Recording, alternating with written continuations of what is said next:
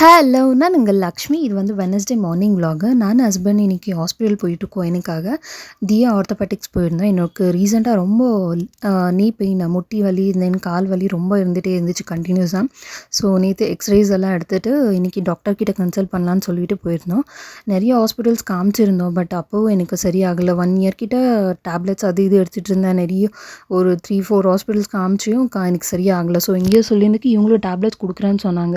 But எனக்கு இல்லை doctor, எனக்கு இன்ஜெக்ஷன்ஸே போடுங்கன்னு சொல்லியிருந்துக்கு இங்கே வந்து எங்கள் பெரியம்மா ஆல்ரெடி போட்டிருக்காங்க. ஸோ அவங்க சொன்னாங்க ஓகே கம்மி ஆகும்னு சொல்லிட்டு. ஸோ அதுக்காக முட்டிலே இன்ஜெக்ஷன் போடுவாங்க, 2 முட்டி போன்லேயே போடுறதுக்கு சொல்லியிருந்தாங்களா. ஓகேன்னு சொல்லிட்டு போட்டுக்கலான்னு சொல்லிட்டு படுத்துட்டு இருந்தேன்.